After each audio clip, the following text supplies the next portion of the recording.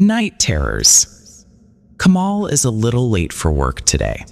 It is now almost 9:45 in the morning. While signing the attendance book, Kamal blinked once and then quickly wrote 9:30 in the attendance room.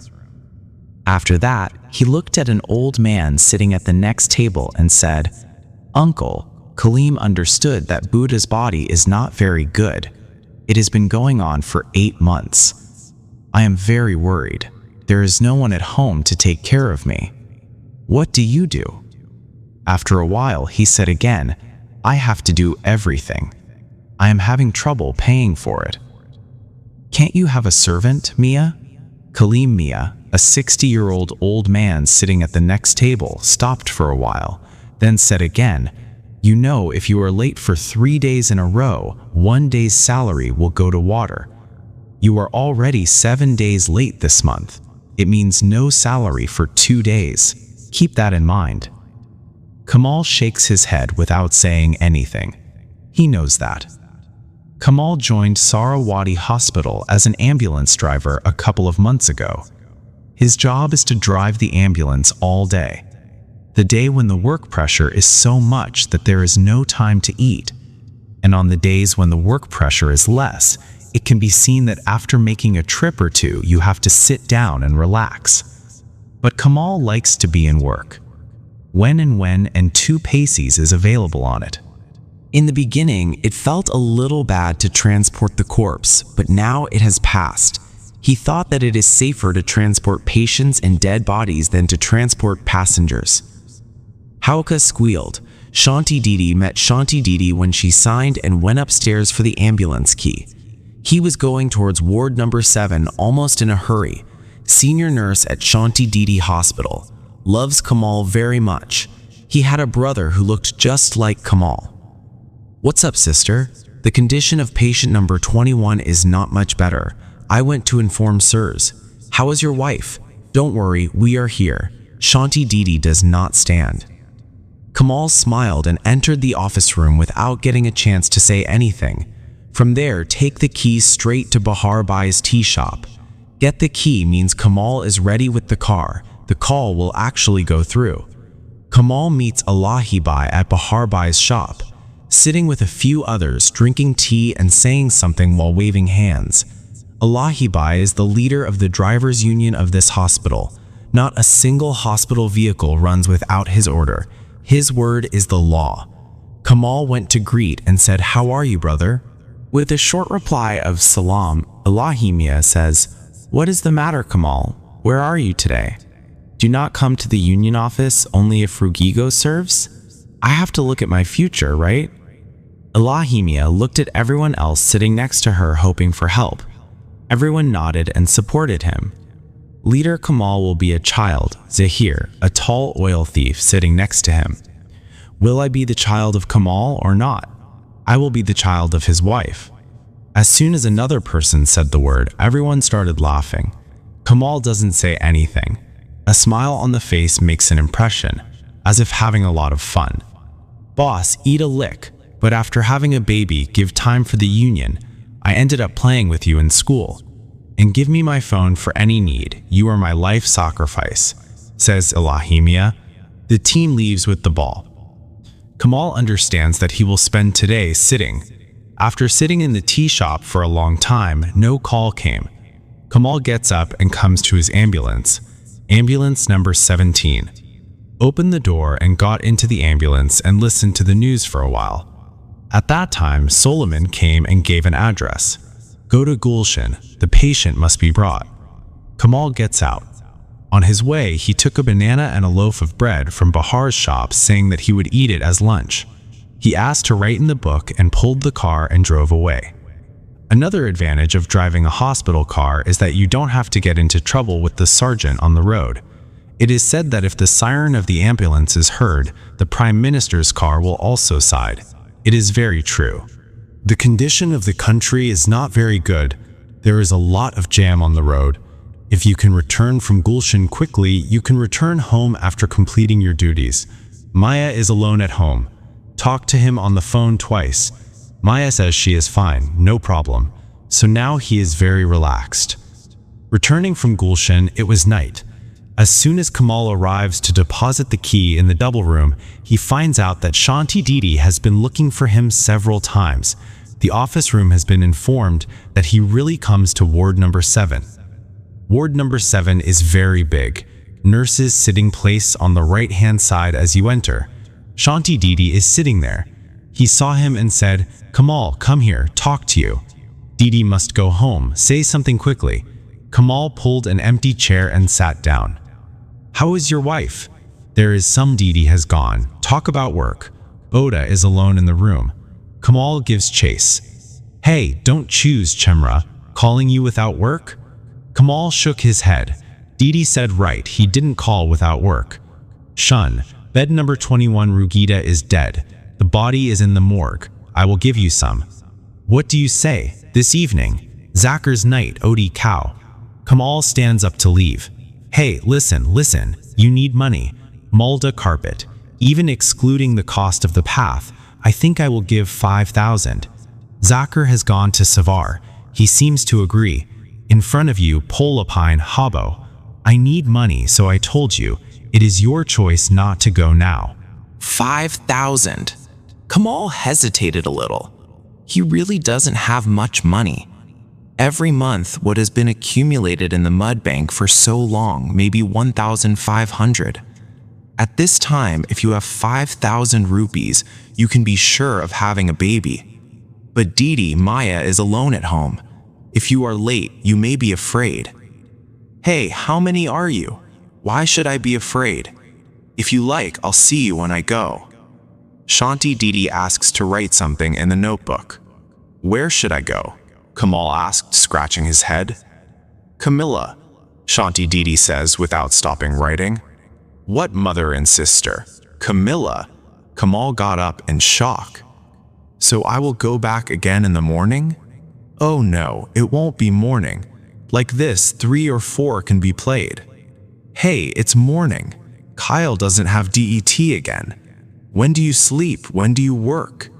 "Kyle came at 12. Super, sir. I will keep it.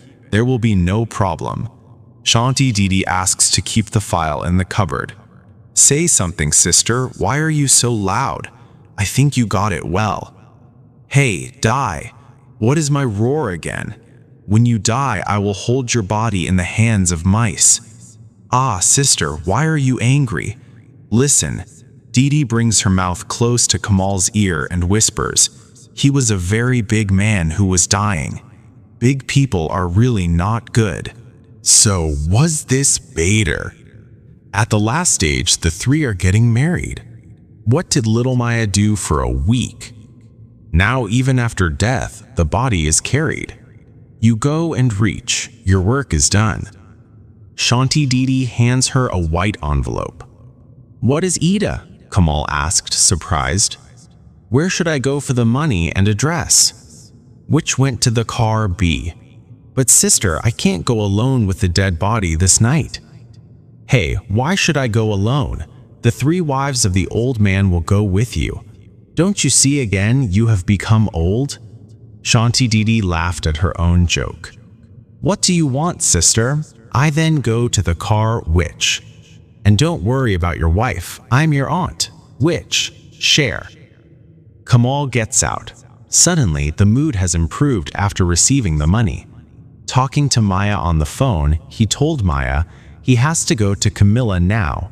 It will be night to return.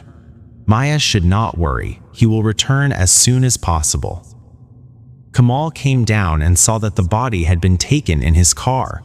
Monir Mia is panting next to the car. Is someone's body so heavy? It was difficult to raise the chair. Looking at Kamal, Monir Mia said the words in one breath while waving her hands. "Is it too heavy?" Kamal asks back and looks inside the ambulance. The body is placed on the bed on the left side and covered with a white sheet. Monir's Mia closes the door on the left side. 2 tall women wearing black burqas are standing next to the car. Once looking at Kamal, the 2 started talking to each other in a low voice. The sound of those words did not reach Kamal's ears.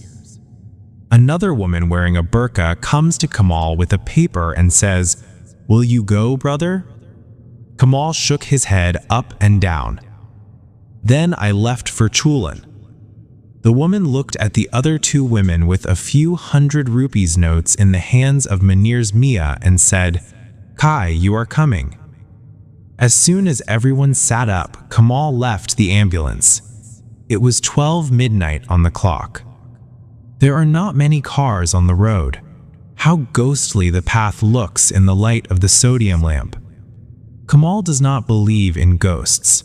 However, in this lonely night, why should his body be cut? Kamal keeps the speed of the car at 60 per hour. Make up your mind that under no circumstances will the speed of the car exceed 60 kilometers per hour. Kamal's father-in-law was his teacher. He taught that there is no accident if the car is driven at a certain speed, no matter how empty the road is at night. Kamal believes that. So first, the speed of the car was set to 60 kilometers per hour. It started raining in front of the Parliament building. Kamal says in his mind, there was no time for rain. Kamal slows down the car even more. Assad got in front of a wrong. The signal went off.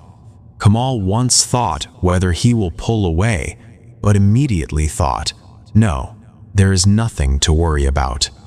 He stopped the car and waited for the green light. The road is almost empty. There is no human.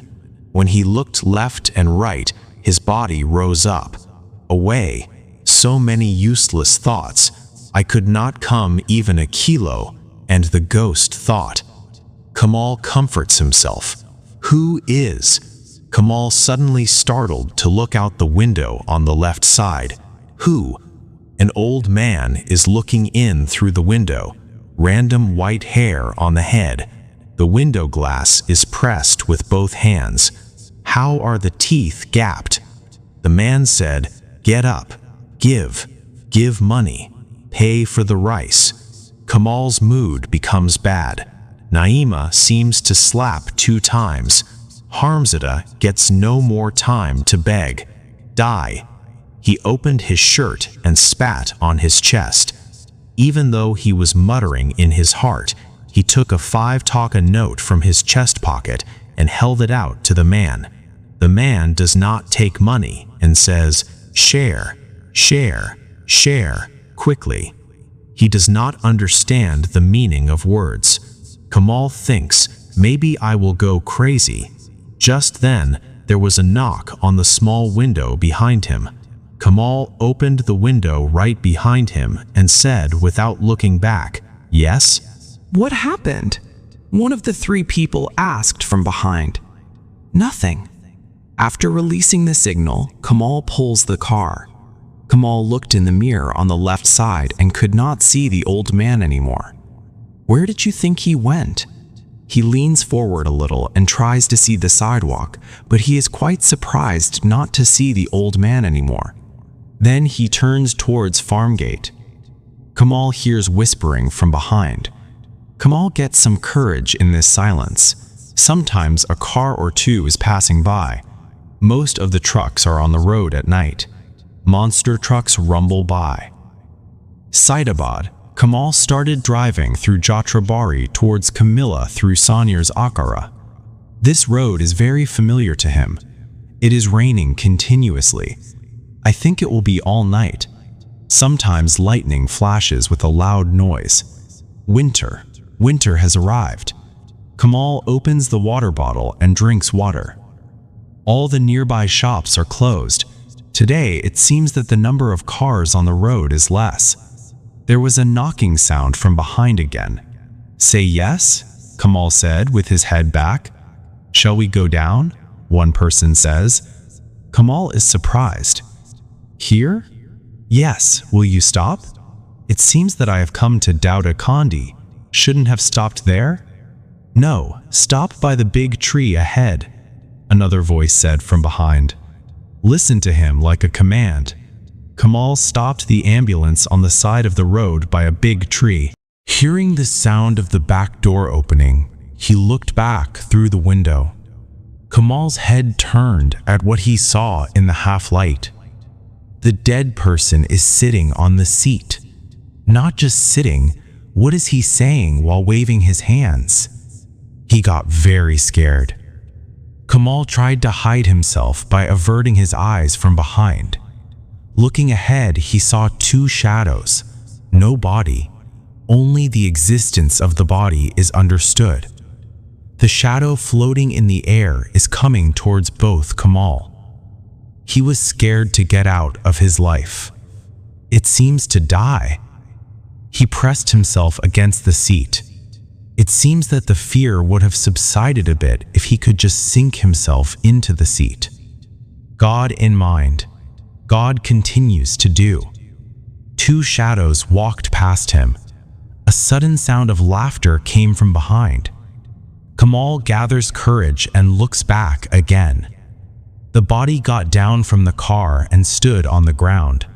The clothes of mudra wrapped around the body are hanging haphazardly. In the man's hand is something like a white cloth. Two women are standing right in front of the man.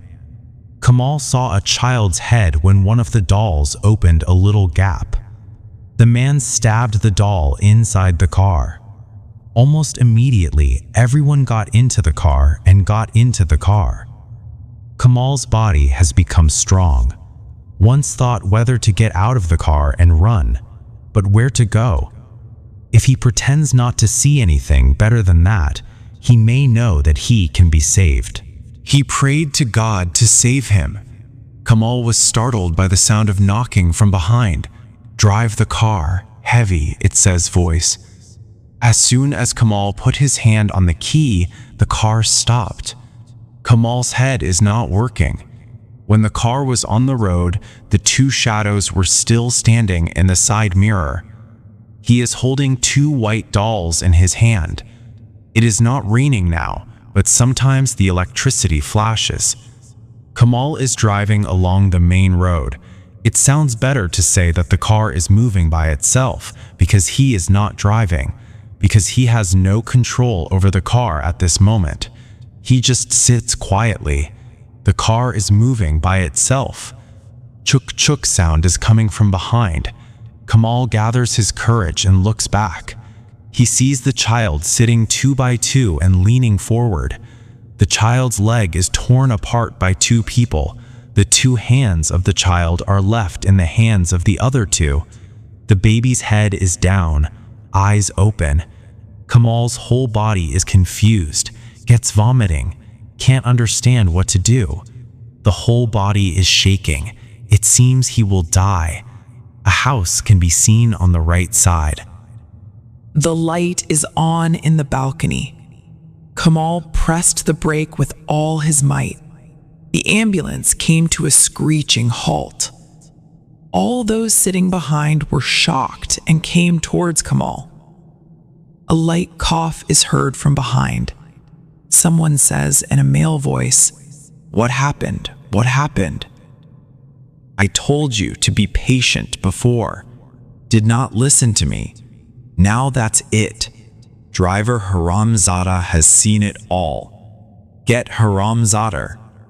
Then again the sound of coughing. "Tear it into pieces." A hand came towards Kamal through the window behind Kamal. Thumli ken chala chala. Blood is still pouring from the hand. Kamal moved forward and looked back to see a fox-like face.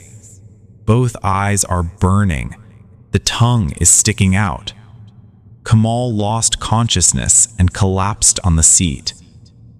Finally, on the next morning while returning from the Fajr prayer at the mosque, the Muslims found Kamal in an unconscious state and admitted him to the hospital. After regaining consciousness, Kamal cannot remember anything, and his ambulance was stopped in front of a house on the side of the road.